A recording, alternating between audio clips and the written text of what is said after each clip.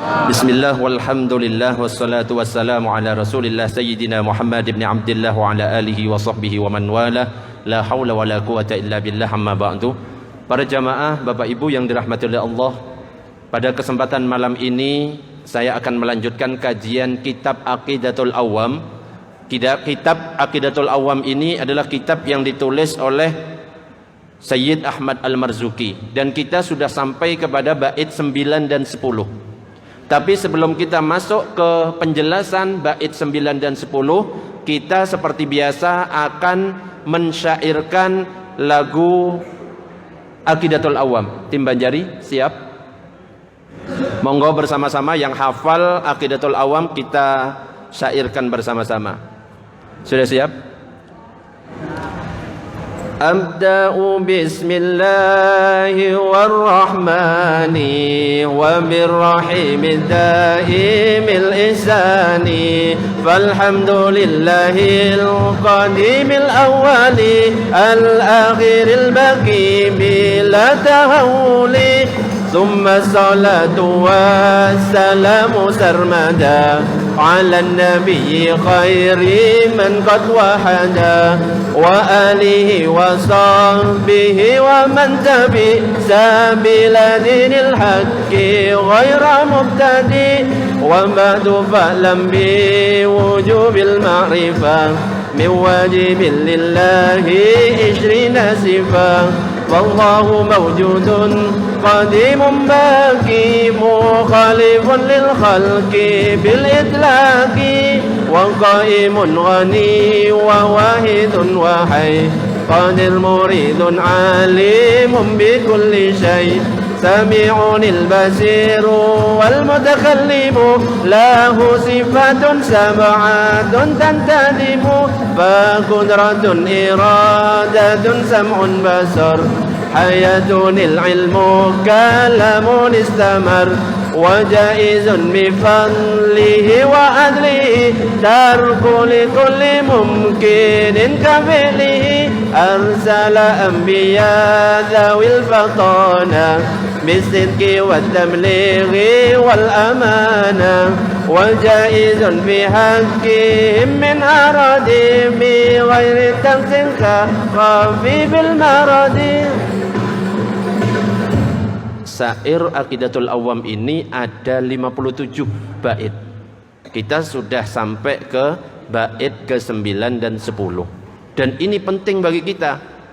Jangan sampai kita rajin hadir majelis taklim, rajin hadir majelis zikir, rajin hadir majelis sholawat, tapi kita nggak tahu masalah Allah dan Rasulnya. Bagaimana kita bisa sholat dan mengaku kita itu menghadap kepada Allah, sedangkan kita ini nggak kenal kepada Allah. Bahkan ada di antara kita yang ketika sholat dia itu membayangkan tulisan Allah karena dia nggak kenal Allah. Dan hati-hati kalau sampai sudah muncul seperti itu, kita sholat ingin khusyuk, ternyata ketika kita sholat itu membayangkan tulisan Allah. Secara tidak langsung kita sudah membuat berhala di dalam pikiran kita dan kita sembah, dan itu syirik. Dan dosa syirik itu nggak diampuni oleh Allah. Dan juga ada di antara kita yang mengaku ahli sunnah wal jamaah, ketika ditanya Allah di mana, jawabannya Allah di atas arsy, Allah di atas langit. Hati-hati, itu adalah akidah yang sesat, menyesatkan. Makanya eman kalau kita rajin hadir majelis tapi nggak faham, tidak kenal kepada Allah dan Rasulnya, eman. Makanya saya sekarang akan melanjutkan sifat-sifat wajib kepada Allah, dan kita sudah sampai kepada bait ke-9. Sedikit yang akan saya sampaikan, mohon diperhatikan semuanya. Kalau ada pertanyaan, monggo nanti bisa bertanya, dan sudah disiapkan door prize oleh Pak Herman. Wa qala al-muallif rahimahullahu ta'ala wa nafa'ana bihi wa bi ulumihi fid dharain amin. Fa qudratun iradatun sam'un basar hayatunil ilmu kalamun istamar. Jadi Allah itu memiliki sifat kudrah, sifat iradah, sifat sama, basar, ilmu, kalam. Jadi sifat yang ke-14 dari sifat-sifat yang 20 adalah kudrah. Kudrah itu artinya Allah itu maha kuasa, dan kuasanya di sini adalah kuasa yang sempurna. Jadi Allah maha kuasa untuk menjadikan kita, menjadikan alam semesta, dan juga Allah maha kuasa untuk meniadakan kita semuanya. Bahkan seandainya Allah berkehendak ingin hari ini, detik ini kiamat, Allah bisa. Itu sifat kudrahnya Allah, maha kuasa. Makanya di dalam Al-Quran disebutkan innallaha ala kulli syai'in qadir. Sesungguhnya Allah itu maha kuasa atas segala sesuatu. Dan yang perlu kita perhatikan dari ayat ini, seandainya Allah tidak memiliki sifat kudrah, tidak memiliki sifat kuasa, itu berarti secara tidak langsung Allah itu bersifat lemah. Dan sifat lemah itu tidak pantas disandingkan kepada Allah. Dan zat yang memiliki sifat lemah itu tidak pantas kita sebut Tuhan. Dan nyatanya Allah ternyata bisa mengadakan alam semesta ini, bisa menjadikan alam semesta ini. Bahkan kalau kita lihat tata surya, planet-planet itu semuanya berputar sesuai dengan orbitnya. Kalau bukan karena kekuasaan Allah, tentu tidak mungkin.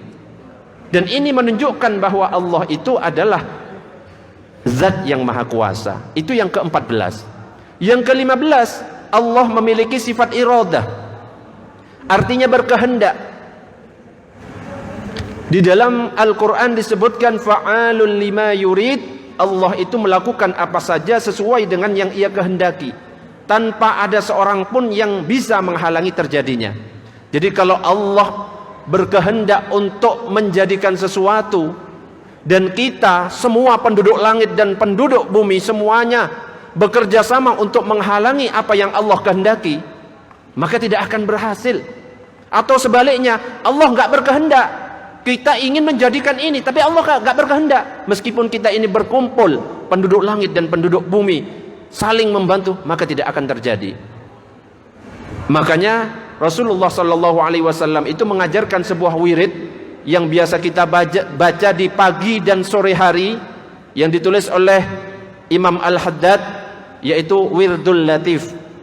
Disebutkan di dalam wirid itu, Masya Allahu kana wa ma lam yasha lam yakun. Apa yang telah Allah kehendaki pasti terjadi, dan apa yang tidak Allah kehendaki maka pasti tidak akan terjadi. Jadi kalau Allah tidak memiliki sifat berkehendak, maka tentu alam semesta ini nggak ada.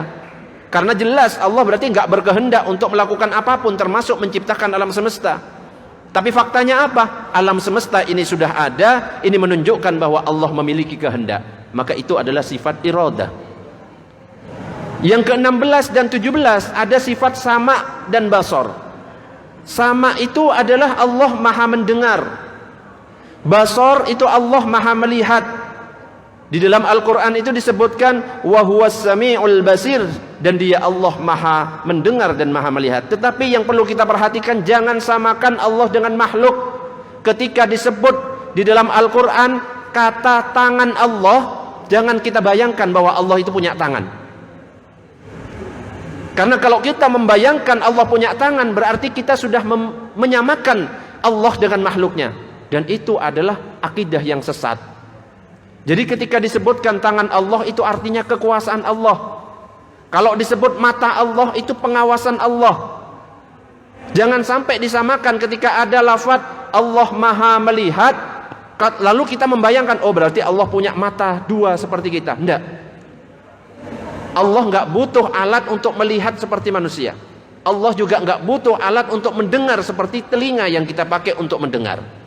Intinya Allah itu berbeda dengan makhluknya. Yang ke-18 ada sifat Allah yaitu hayah.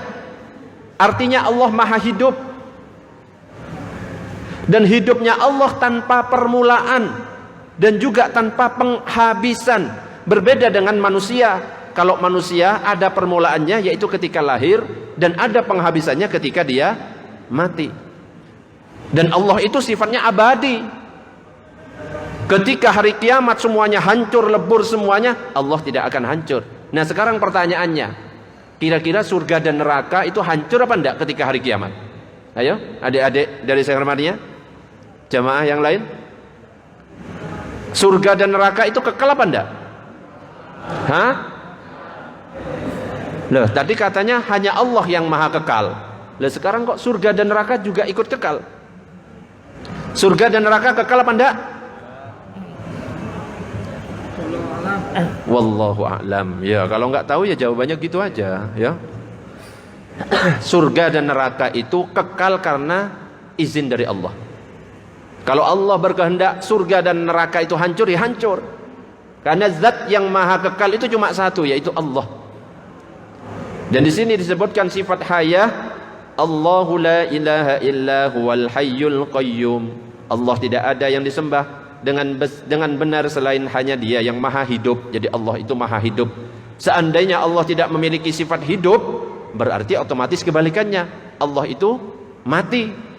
Kalau sudah mati berarti Allah tentunya nggak akan punya sifat kuasa. Allah juga nggak akan punya sifat kudrah, nggak akan punya sifat ilmu dan lain sebagainya. Dan yang berikutnya, yang ke-19 ada sifat ilmu. Jadi Allah itu maha mengetahui dengan ilmu yang tidak berpermulaan dan juga tidak berpenghabisan. Berbeda dengan kita, kita itu punya sifat ilmu, bisa mengetahui ketika kita sudah belajar. Dan ilmu kita akan hilang ketika kita sudah mati. Nah, Allah itu enggak. Allah itu mengetahui sesuatu yang telah terjadi, Allah tahu. Allah juga mengetahui sesuatu yang sedang terjadi, Allah juga tahu. Yang akan terjadi, Allah juga tahu. Bahkan yang belum terjadi, Allah juga tahu. Itu pengetahuannya Allah. Dan yang terakhir adalah ada sifat kalam, artinya Allah itu maha berfirman. Imam Abu Hanifah itu mengatakan, wallahu yatakallamu la bi'alatin wa harfin wa nahnu natakallamu bi'alatin wa harfin. Artinya adalah Allah itu berfirman tidak dengan alat dan huruf, sedangkan kita berkata dengan alat dan huruf. Jadi ketika Allah berfirman jangan dibayangkan, oh berarti Allah itu ketika berfirman pakai mulut seperti kita, tidak boleh. Ya, jadi tidak boleh menyamakan Allah dengan makhluknya. Karena kalau kita menyamakan Allah dengan makhluknya, berarti kita sudah memiliki akidah yang sesat, menyesatkan.